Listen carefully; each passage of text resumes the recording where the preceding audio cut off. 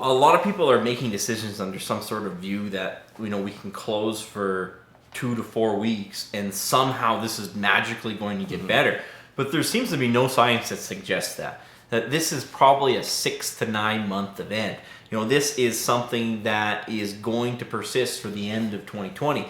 So the decisions that we make should be on the basis of not what we can do in 2 weeks, but what are we going to do for 6 to 9 months.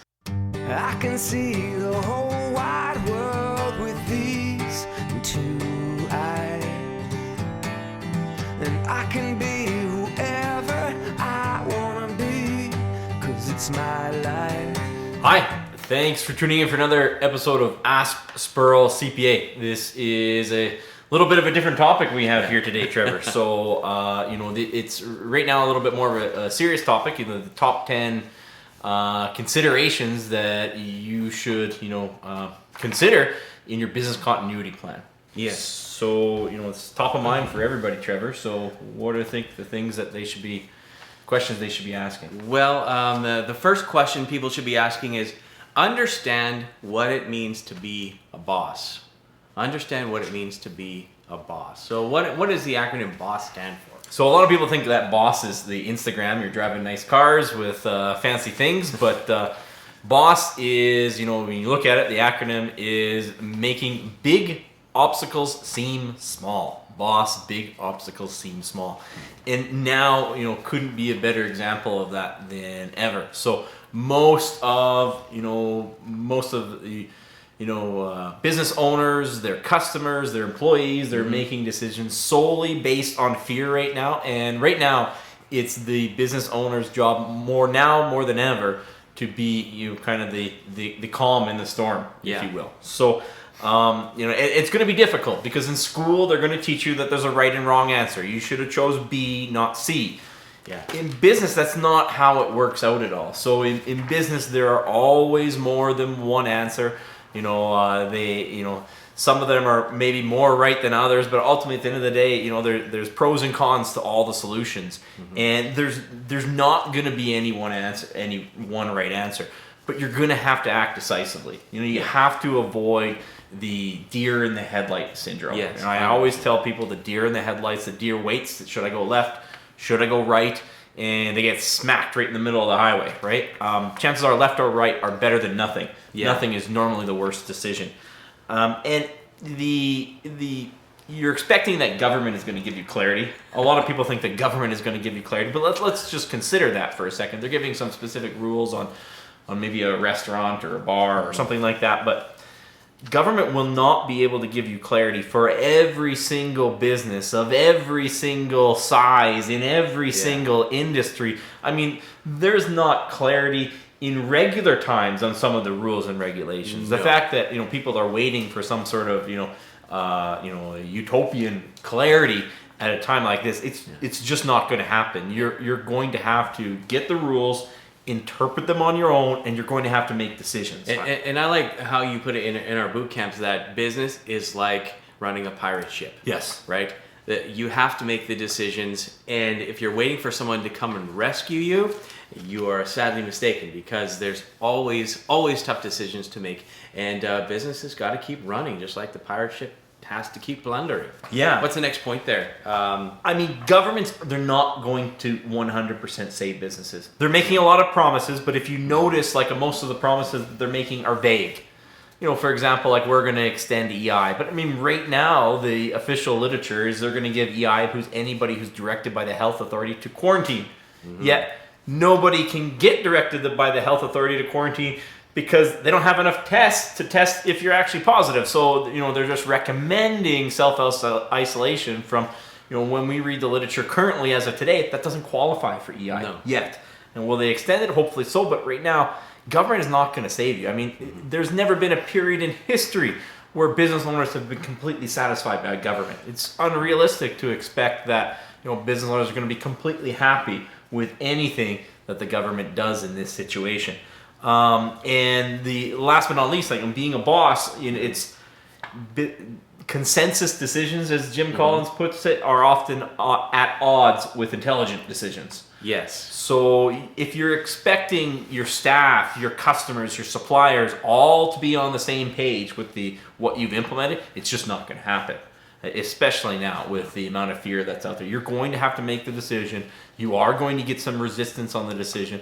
But if you don't make any decision, chances are it's going to be the worst one. So that's consideration number one, is you really have to understand now more than ever what it means to be a boss. 100%. So consideration number 2, understanding the gravity of the medical situation. So the gravity is, I've watched a lot of the press releases from various levels of government, being, the individual provinces, Prime Minister Trudeau, the individual states, President Trump, and there's a lot of vagueness in the responses that I see. They're either vague or sometimes they're even misleading. So, I encourage people, like, if you want a really good rundown of one of the succinct ones that I saw, was the governor of New York. Gave a very succinct rundown with actual numerical data of what you should be concerned with. And, the situation from jurisdiction to jurisdiction isn't as different as people think. It's just, there's a very simple issue here, and he really breaks it down. And, I always tell people, if someone can explain it to you simply, they understand it, right? Yeah. When it's complicated, chances are the person trying to explain it to you doesn't understand it that much. But, first of all, the number of positive cases is completely misleading because it's driven by the number of tests available. So just because one location has more positive tests, that could simply mean just because they have administered more tests in that location. The science seems to agree on the fact that between 30 and 70% of our population are going to get this. So 30 to 70% of the population are going to get this. And although, most of the instances won't be serious instances of this case are going to occur. And those serious cases are going to require ICU beds and ventilators.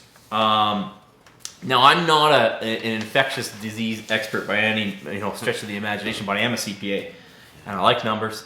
I like to think I'm somewhat good with numbers, at least as a CPA. And I'm gonna break it down for you. And they alluded to it. The governor of New York, he started breaking down the numbers. The way I think they should be breaking it down in every jurisdiction is they have 20 million people in the state of New York.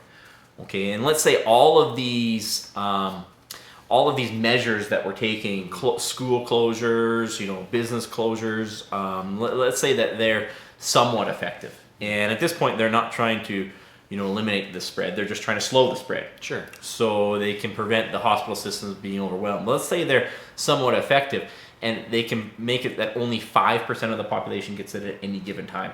So we're talking 20 million people, 5% at a given time get it. That would mean 1 million people will be sick at one time. Right. The overwhelming majority won't be serious. Okay. The data that you can find online seems to suggest that 7% will be serious, but that could be vastly overstated because they only tested the serious cases. Let's just say 1% of the cases are serious. So we moved from 1% of the 5%. So you got 20 million people, 1 million are sick, only 1% are serious. That's 10,000 people that are serious, right? And those serious cases, even them have a good chance of a positive outcome if they have an available ICU bed with ventilator. So problem is 1% of 1 million people is 10,000. It's a lot of people. To put that in perspective, the state of New York has 3,000 ICU beds with ventilators. 80% are occupied at any given time, for other illnesses, which don't go away because coronavirus is here. So they really only have, kind of a fluctuating capacity of about 600 beds. So if you have 10,000 people who need a bed and only 600 available, people are likely to die from this. This is probably coming. A lot of the math seems to suggest that it's not if the healthcare system will be overwhelmed, it's when the healthcare system will be overwhelmed and by how many thousands it will be overwhelmed by. Now, I hope I'm wrong. I hope they can build out the capacity. I hope the instances of serious cases are far lower. But the math seems to suggest that it's just a matter of time. So we should be prepared for that. That's kind of understanding the medical gravity. And sticking your head in the sand is not great because it will lack the credibility of a business owner. We have to be, aware of what the potentials are and govern ourselves accordingly.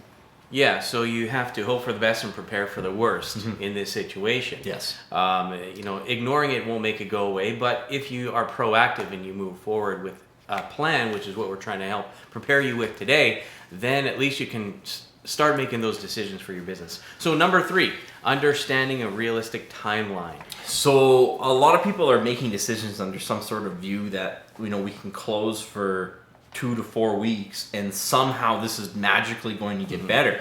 But there seems to be no science that suggests that this is probably a 6 to 9 month event. This is something that is going to persist for the end of 2020. So the decisions that we make should be on the basis of not what we can do in 2 weeks, but what are we going to do for 6 to 9 months. That's the realistic time decision, because anything, we're doing for 2 to 3 weeks, it might make you feel better, but it's probably not going to assist with the problem so much. Yeah, so think about what you can do to make those changes in your business, not for the short term, but till the end of 2020 and possibly beyond. It could be changing the way your business operates from here on out. We don't know yet, right? Number 4, understand that completely shutting down businesses is as unethical as not taking steps to control the virus. Yes, there's some people out there who just say that, hey, let's just shut down everything. Let's shut it down because that will save lives. And they are right in the fact that will save lives, but they don't really realize the human cost of shutting down businesses. It's not just an economic cost of shutting down businesses. This isn't just about, hey, business owners want to stay open because they're concerned about their bank accounts. Let's break it down to very real terms here. This is one that might, hit close to home for, being that we're based in Alberta, but when the oil patch slowed down, suicides in Alberta increased by 30%. That's 150 extra deaths per year because of an economic slowdown. That's just one component of it, right? This economic slowdown is going to make the oil downturn look like a walk in the park. It's not even going to be close, right? The effect of grinding businesses down completely for 6 to 9 months, if you want to know what that looks like, grinding businesses down for 6 to 9 months, start Googling Venezuela. Yeah. And start seeing the crime that appears, the instances of family breakdown. It is a very, it's not a great picture at all. And there's 2 waves coming here. There's one wave coming where it's going to hit the healthcare system, and it's likely to overwhelm the healthcare system. There's a second wave coming where the economic impact is going to bury some people. And you can think of these 2 tidal waves. One's closer. The medical impact is closer. The other one, the economic impact, which has a very real human cost, is coming as well. So there's no perfect solutions here. We cannot be, shamed into thinking that, operating a business is unethical, because people will die because of both consequences. It is really a matter of life and death. I mean, you look at the shortages on the shelves now. If we shut down businesses, those shortages on the shelves will be permanent. Yeah, so we have to keep operating as business owners. You just have to find a new way of operating. Yes. It's not about shutting everything down to try and prevent the spread of a virus. It's about how do we keep moving forward in spite of the virus. That's right. Yeah. Are we on to number 5 now? I think number 5. Yep. Consider the physical location of your business and physical interactions within the business to implement social distancing. So let's look at the physical, solution of the business. Me and Trevor here right now, maybe this is our last video that we can do like this. It's 6 feet apart, right? It's 6 feet apart. So think about what your waiting room looks like. Think about how the tables and desks are arranged in your business. What sort of team could you continue to bring in? What customers that could you actually let in that you could actually maintain that, 6 feet? It's likely going to be a reduced capacity, but it is still a meaningful capacity. That's still going to work. So it'll prevent businesses from shutting completely. And that really is the key here, because the economic consequence of businesses shutting completely, it's not going to be 2 to 4 weeks. This situation is not going to look different. In fact, all likelihood, it's going to look far worse in 2 to 4 weeks. And trying to get back out, open and operating again 2 to 4 weeks now is going to be even far more difficult. And you just have to think about everything that's going to happen. Imagine if you're trying to negotiate a better term with your landlord and you have some revenue coming in. Maybe it's 25% of the revenue that needs to come in. Well, they might accept 25% of the rent, but why would they even consider you if the answer is zero? Right? Yeah. You know, if these loans do happen, the banks do more aggressive on lending. Are they going to lend to the business that's been shuttered for 3 months, or are they going to lend to the business that's still operating and just struggling? So, you know, the decisions you make today are going to be, you know, extremely impactful. Yep. Consideration number 6: make layoffs sooner rather than later. Yeah, the biggest lever that most businesses can pull are layoffs of staff. You know, a lot of these choices, a lot of the staff are going to help you make these. So there's a lot of people right now, they don't really particularly interested in work. They're too scared. They want to just shut themselves in their house. You know, it's some of them, it's just too much of a hassle with childcare. They prefer the layoff at this point. So if you're looking at that reduced demand, you should be looking at scaling down. And the first step is just have an honest discussion with your staff and say, hey, do you know, we realize there's a lot going on in the world today. Is this still the right fit for you? You're going to find that some of them actually want the layoff. Yeah, they really do want the pink slip at this time. You're not hurting them. You know, it's better than the alternative of them trying to get there. And you know, ultimately, you might have to make some tough decisions. They might not all be made for you, but it's more, you need to get your cash flow into a reasonable situation, because if you don't, by default, everyone loses their job. Yeah, exactly. You have to keep cash flow coming into the business, no matter what's going on. So number 7, implement remote working where possible. So, you know, I grew this, you know, before we bought this building, we moved into here and brought everybody in-house. You know, I grew the firm with remote workers. And we learned a bit. You know, everyone talks about remote working, and unfortunately, I can tell everybody that it's not as good as everyone into the office. You can train people quicker. You know, I'll take my team rowing in the same direction in the building as any remote team any day of the week. But we did learn some things on how to maximize people working. First and foremost, have a multiple monitor setup at home. We're talking 2 to 3 monitors. I would suggest 3 monitors. And an extra monitor is only like $200. We're talking the payback from that will be in the first week that you're having a remote worker. So rather than just sitting there having a little tiny laptop screen at home and that's all they have. You want to use good screen sharing software. Not all screen sharing software, a lot of screen sharing software is meant for like one screen. TeamViewer is a good one where you can have all, you know, 2 or 3 screens open at any given time. They got a pretty good free version, and you know, you can upgrade to the paid version when you need to. Yeah. Other ones, Zoom is good. And you can also use WhatsApp. They all are good solutions. You can do screen sharing as well as teleconferencing. Yeah. Then you want to have a Google Sheet. A lot of people think you can text and email every little drip of instruction to your team. A, it's extremely unproductive because people are getting interrupted all the time.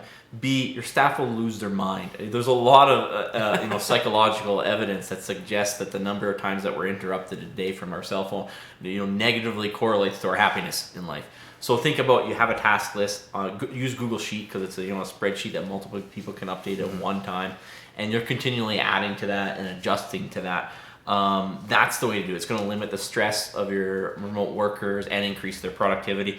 And then, you know, we really learned that having a set time that the remote workers would have a check-in from a manager to ask the questions, you know, gave them that certainty.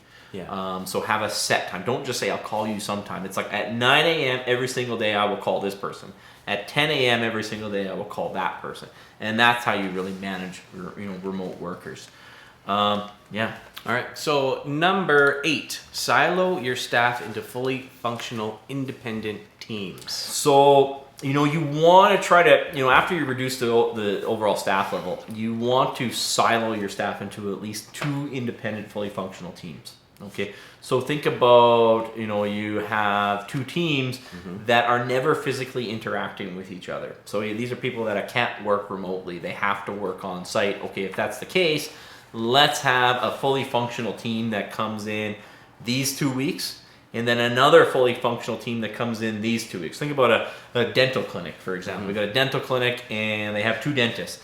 Those 2 dentists should not be interacting at this point. You know, dentist 1 should come in for 2 weeks and dentist 2 should come in for 2 weeks, because everybody's thinking about, let's close for 2 or 3 weeks. That's not the realistic scenario here. The realistic scenario here is you're going to have people go into self-isolation or forced quarantine for 2-week stints multiple times in the next 6 to 9 months. So the idea is if you have 2 independent teams who don't interact, you always have one revenue generating unit who's available, to keep going and maintaining that level of service. Awesome. Number 9. Now's the time to get creative, folks. Time to get creative with your business. Get creative. I mean, there's the restaurants owners out there who have never done delivery. The higher end restaurants. Now's the time. Now's the time. You got to do it now. I don't care if your food quality goes to 8 from 10. It tastes better than bankruptcy. I guarantee you that. So if you're a lawyer who's never done the online meetings, start those Skype meetings now. If you have a gym, is there an opportunity to do some online classes? Can you do online fitness training and charge for that? These are going to get key. There's going to be creative ways that you continue to service your clients, and now's the time to get aggressive on those. So not in a month, not in a week. Roll them out tomorrow. Yeah, you have to do it now. There's no sense in waiting, because the longer you wait, the more time has passed and the less opportunity you have to change things, and the more hysteria that's going to happen in your business with your employees and so forth. So get on it today. Number 10, this is the last and final tip that we have to help you guys with your business during this time. Communicate your plan to your customers. Yeah. Kind of like what we're doing right now. Exactly. I mean, your customers are scared right now. Everything you ask them to do is scary just because the time period we're living in is scary. So you have to be honest with people. And we're not suggesting people have their head in the sand. We should be forthcoming.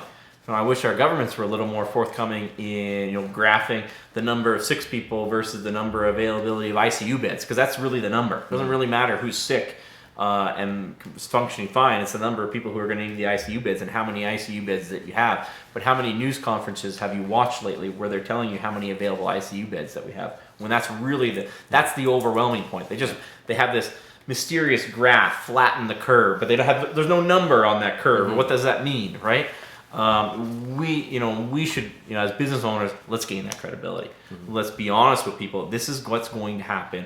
Let's tell them that, hey, shutting everything down is just as detrimental in terms of a human cost and a health cost as, not engaging in reasonable, social distancing, reducing capacities at places. This is meaningful. Let's communicate it. Tell people, this is what I'm going to do. I'm going to space out all the chairs in my waiting room. We're going to do online meetings instead of in-person meetings. We have all of our staff are working, in separate rooms or a minimum of 6 feet apart. We have less staff in the office. Communicate what you're doing, within reason to minimize it. You can't eliminate this risk. You cannot eliminate this risk. And even if the draconian, kind of protocols could eliminate that risk, you are going to get hit by another wave that doesn't just have an economic cost. It's going to have a very real human cost. People will die either way. We have to find a way that we can balance both of these really critical needs. Yes, exactly. And being broke, poverty kills more people than any disease does every single year. So in order to combat that, keep your business running. Find new ways to operate. You might even find new customers or new ways that you can serve people in a different way that will revolutionize your business and actually provide an increase. Yes. You don't know. So be resilient, be productive, and get out there and talk to your customers and find new ways of doing things in a better way. Right on. Thanks very much, guys. I appreciate you guys watching this video.